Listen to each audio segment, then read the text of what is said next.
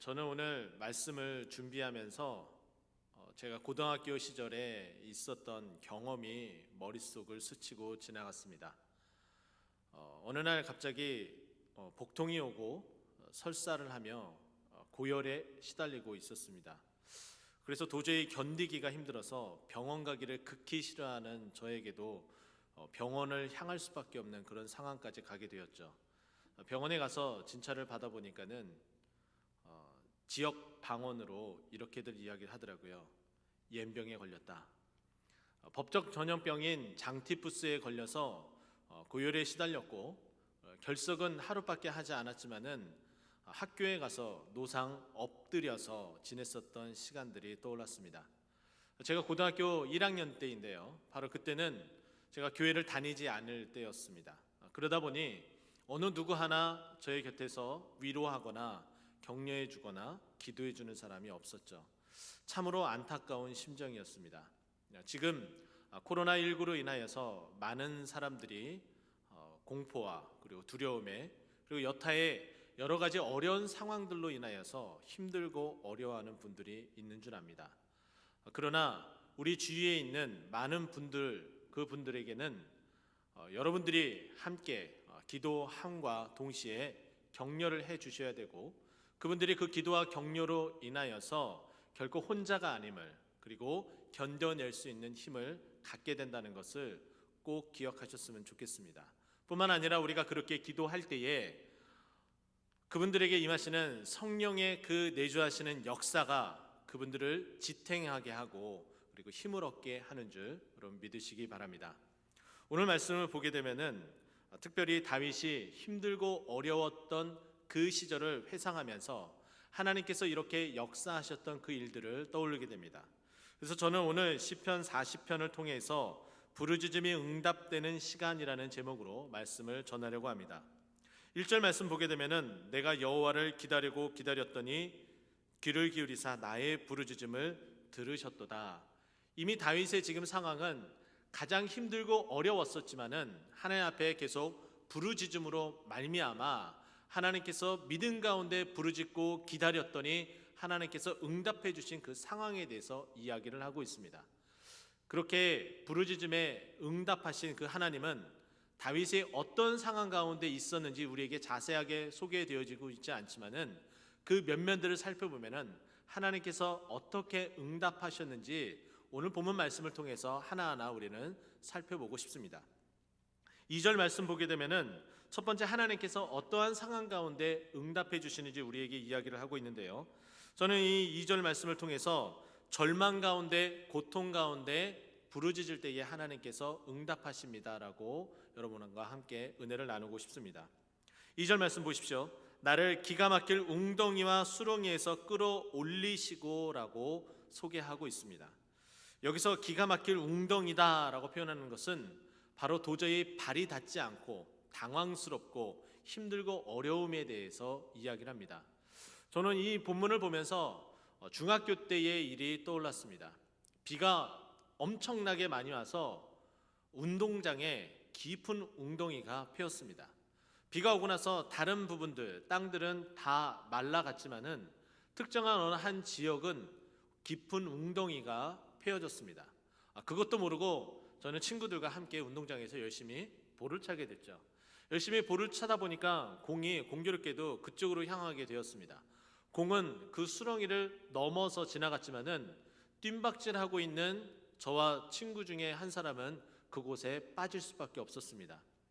그 깊이가 얼마나 깊었는지 도저히 발이 안 닿으니까는 겨우 손으로서 땅을 짚어서 친구의 도움을 받아서 빠져나온 친구도 있었습니다.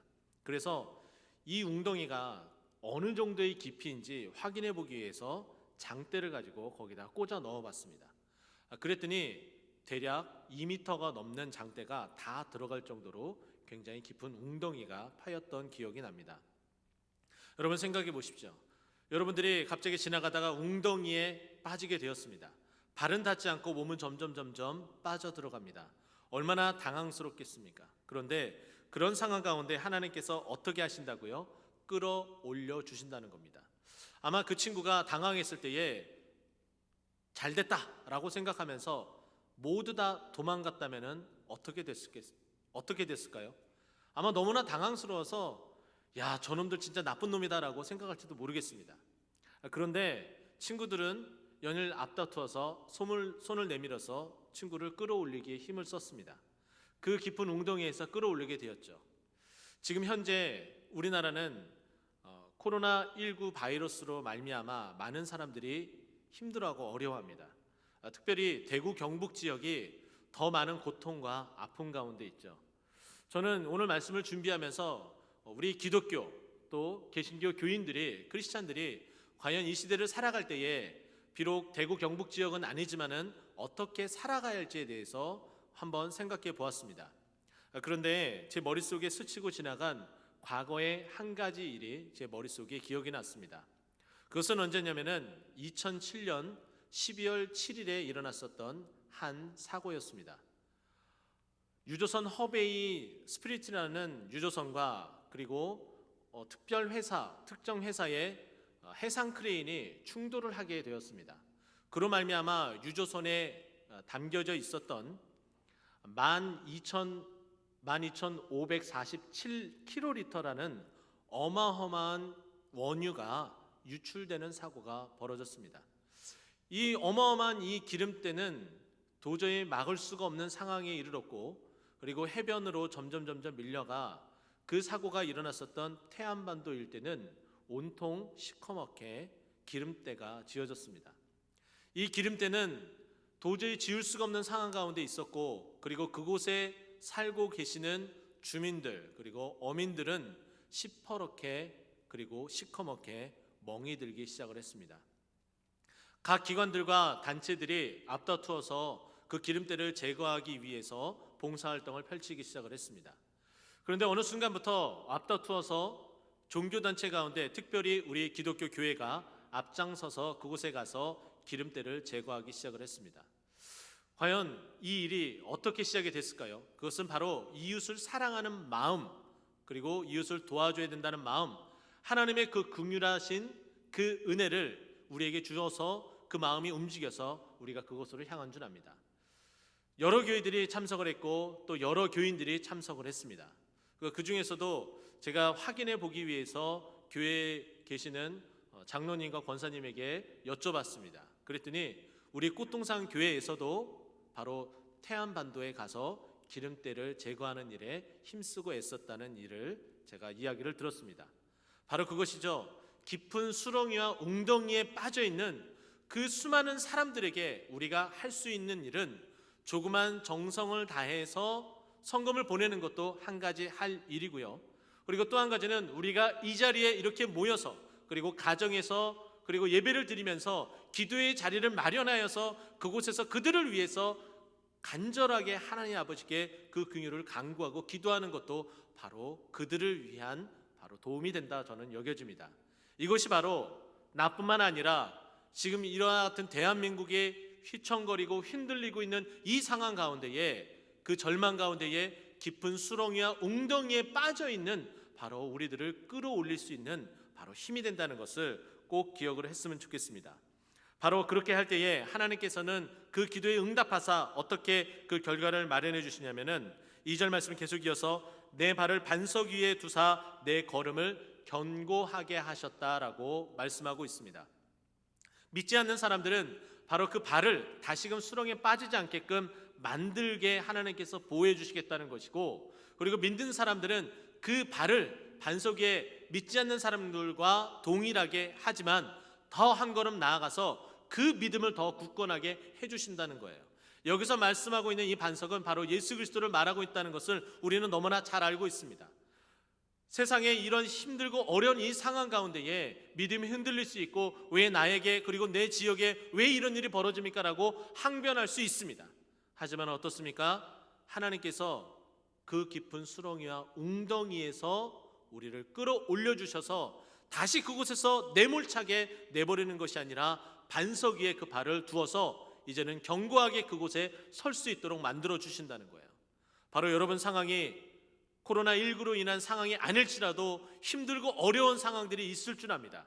그것은 경제적인 상황이 될 수도 있고요, 질병적인 상황이 될 수 있고, 그리고 가정사의 여러 가지 상황으로 말미암아 힘들고 어려울 수 있습니다. 그런데 하나님께서 이 깊은 수렁이와 웅덩이에서 끄집어내어서 그 발을 반석 위에 견고하게 세우시겠다고 말씀하고 있습니다.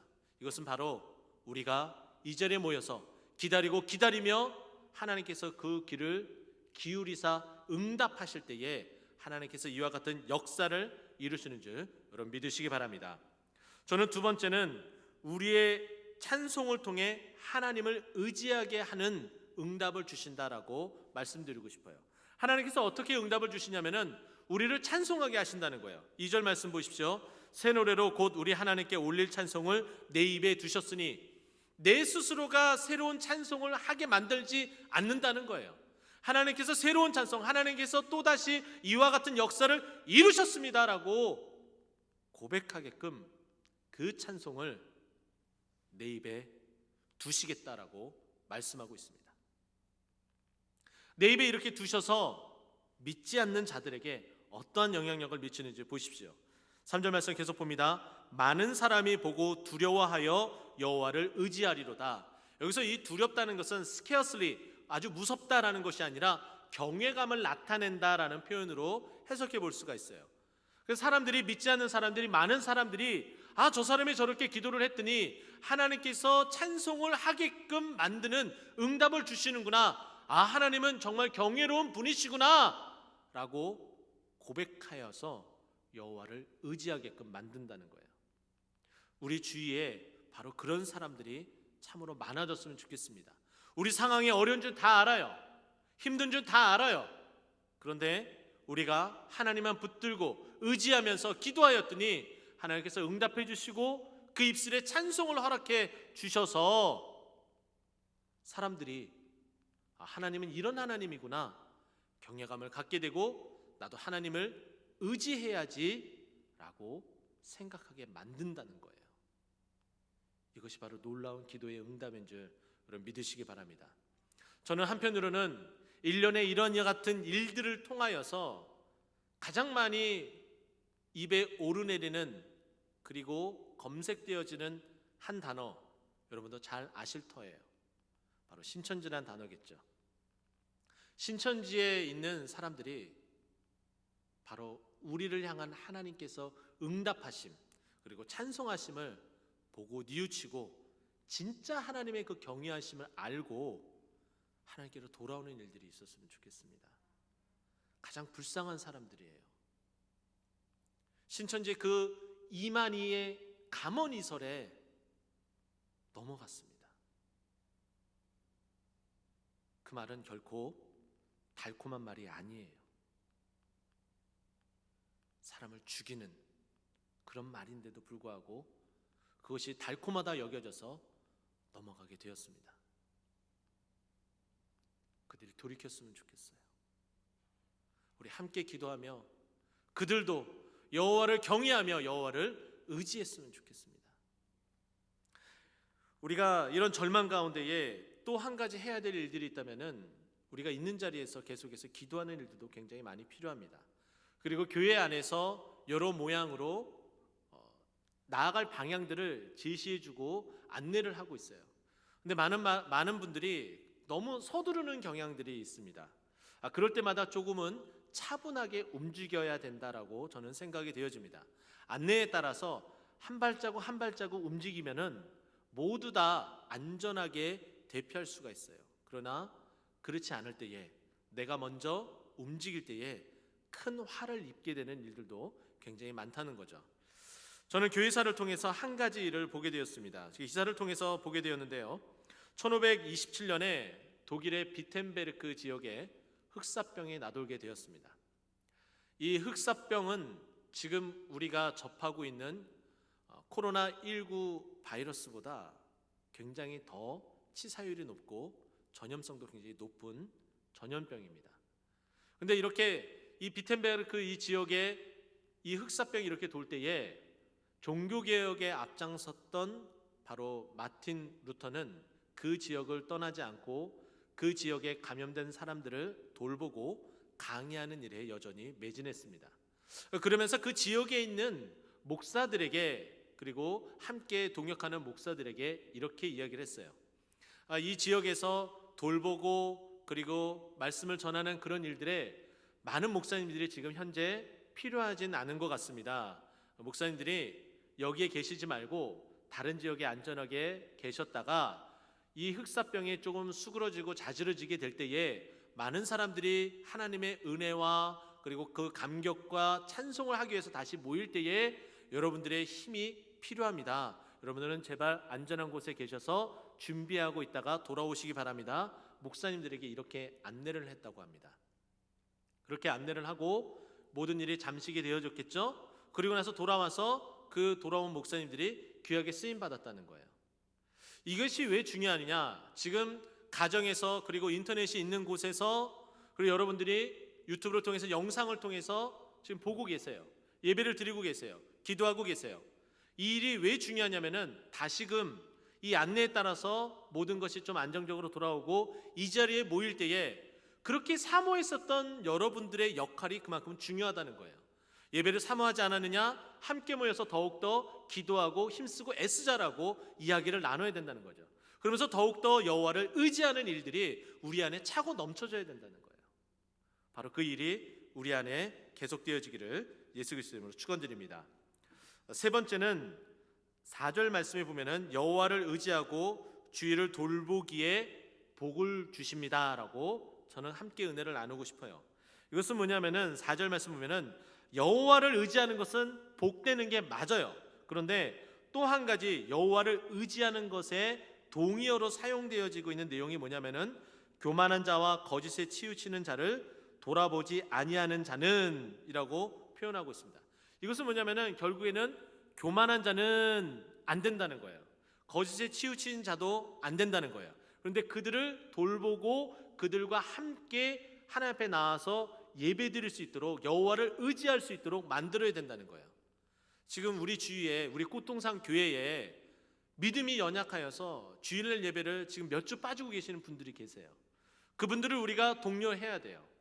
나오지 못하는 곳에서 꾸짖기보다는 그들에게 믿음으로 말씀으로 기도로 따뜻한 사랑의 말로 격려하면서 그들이 여호와를 의지할 수 있도록 돌아올 수 있도록 그리고 그러므로 말미암아 그렇게 인도되는 그리고 그렇게 의지하게끔 만드는 우리들과 여호와를 의지하는 우리 꽃동산교회 모든 성도들이 함께 하나님의 복으로 응답되어질 수 있도록 우리가 그렇게 기도하면서 나아가야 된다는 거예요. 그래서 바로 이 자리가 그만큼 소중합니다. 저는 오늘 말씀을 이제 마무리하고자 합니다. 여러분 꼭 기억했으면 좋겠습니다. 지금 힘들고 어려운 상황입니다. 근데 이 힘들고 이 어려운 상황에 우리가 부르짖을 때에 하나님께서 응답하시는데 이 깊은 수렁이와 웅덩이에서 우리를 끌어올려서서 바로 반석 위에 우리를 세우시고 그리고 여호와를 의지하게 하시고 그리고 그 여호와를 의지할 때에 복을 주신다는 걸 꼭 기억하고 오늘 이 밤에 이 자리에서 그리고 가정에서 힘을 다해서 기도하고 힘쓰고 애쓰는 바로 저와 여러분이 되어서 주님께 영광 돌리기를 예수 그리스도로 축원드립니다. 기도하겠습니다.